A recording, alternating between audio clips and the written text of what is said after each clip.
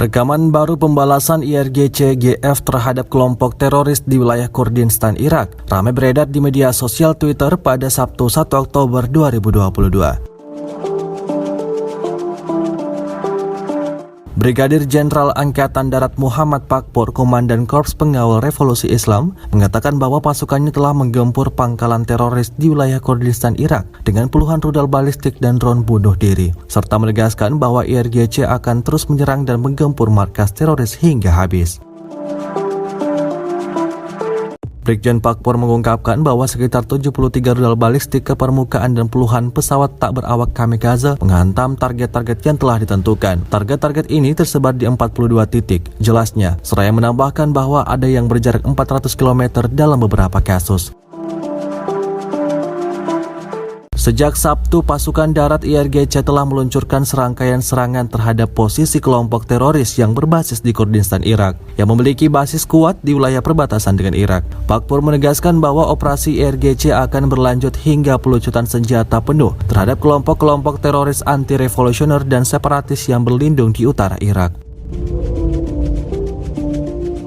Seperti diketahui, Angkatan Darat IRGC telah meluncurkan serangan rudal presisi dan drone kamikaze terhadap basis-basis teroris di Irak Utara pada Rabu pagi, setelah dua serangan serupa pada 24 dan 26 September.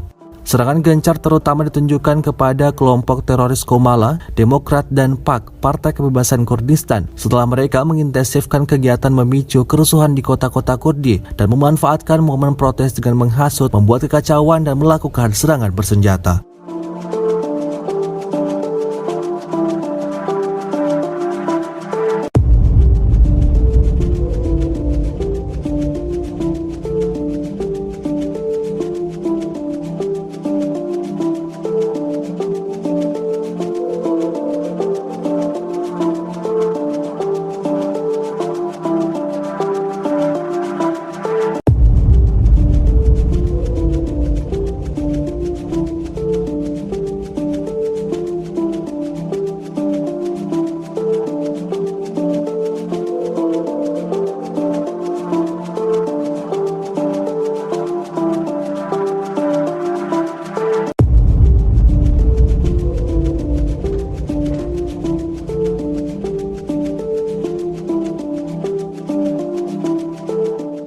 Terima kasih sudah nonton.